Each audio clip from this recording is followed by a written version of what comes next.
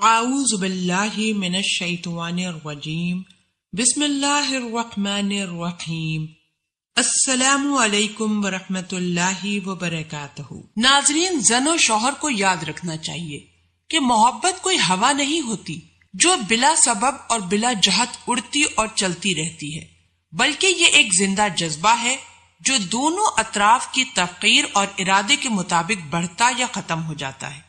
اگر ایک فریق دوسرے فریق کو تنقید اور مذاق کی نظر سے دیکھتا ہے تو جلد ہی محبت کا درخت مرجھا جاتا ہے، اس کے پتے جھڑ جاتے ہیں، محبت ختم ہو جاتی ہے اور دوبارہ لوٹ کر نہیں آتی۔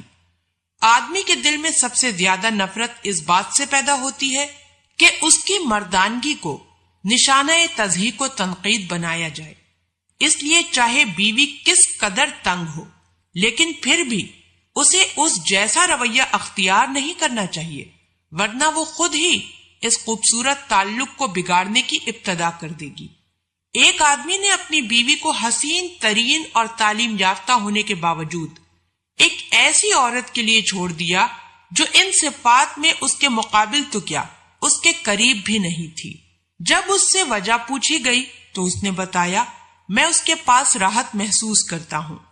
تب اس کی پہلی بیوی کو احساس ہوا کہ محض بیجا تنقید اور مسلسل مذاق کرنے کی وجہ سے اس نے اپنا خاوند کھو دیا، جس کی وجہ سے اس کے خاوند کو مجبوراً ایسی جگہ تلاش کرنی پڑی جہاں سلامتی اس کی منتظر ہو۔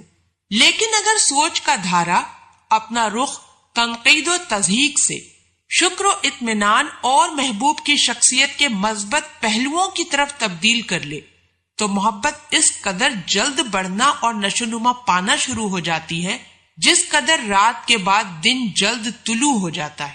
لہذا محبت فریق ثانی کے متعلق مثبت انداز فکر کے نتیجے میں پیدا ہوتی ہے۔ اللہ پاک ہم سب کو دین کی سمجھ عطا فرمائے اور اس کے مطابق زندگی بسر کرنے کی توفیق عطا فرمائے، آمین۔ آپ ہمارے چینل کو ضرور سبسکرائب کر لیں۔ سبسکرائب کے ساتھ ساتھ ہماری ویڈیو کو لائک بھی کر دیں۔